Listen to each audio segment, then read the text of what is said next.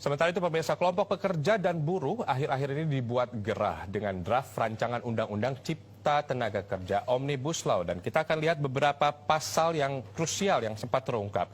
Ya, industri padat karya tidak perlu memenuhi upah minimum provinsi. Lalu, cuti berbayar untuk pekerja dihapus dengan adanya Omnibus Law. Tadinya, pekerja berhak untuk mendapatkan cuti khusus untuk menikah 3 hari dan menghitankan atau menikahkan anak 2 hari, kemudian istri cuti melahirkan atau keguguran, dan cuti anggota keluarga meninggal selama 2 hari. Kemudian kita lihat untuk pekerja asing dan outsourcing.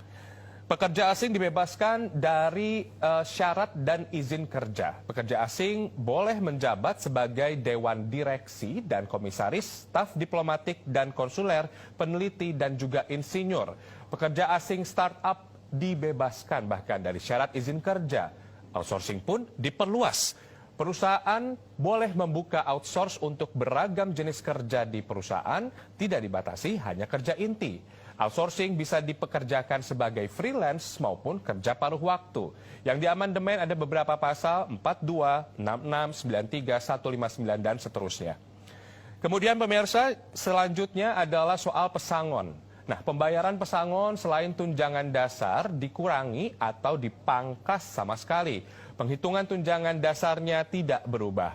Penghitungan pembayaran pesangon, kemudian uang penghargaan masa kerja dan uang penggantian hak seperti cuti tahunan yang belum diambil, biaya ongkos pulang, penggantian perumahan, pengobatan, tadinya dibedakan berdasarkan alasan PHK-nya. Nah, dengan Omnibus Law semuanya dihapus. Pemberi kerja hanya perlu memberikan pesangon dan UPMK. Selanjutnya kita lihat pemirsa soal PHK. Nah, hak pekerja untuk mengajukan gugatan jika di PHK sepihak dihapus. Gantinya ditambahkan asuransi untuk pekerja yang di PHK dan dikelola BPJS selama pekerja membayar premi BPJS-nya. Hak pekerjanya di PHK untuk mendapat upah senilai 8 bulan jika bekerja 21 tahun dan upah 10 bulan bila bekerja 24 tahun dihapus. Gantinya akan ada uang pemanis. Bonus senilai upah 1 bulan bila di PHK kerja kurang dari 3 tahun senilai 2 bulan. Kemudian bila bekerja 3-6 tahun senilai 3 bulan dan bila kerja 6-9 tahun senilai 4 bulan. Bila bekerja 9-12 tahun senilai 5 bulan bila kerja lebih dari 12 tahun. Dan bonus ini hanya berlaku bagi pengusaha, bagi usaha menengah dan juga besar tidak termasuk UMK. Silakan.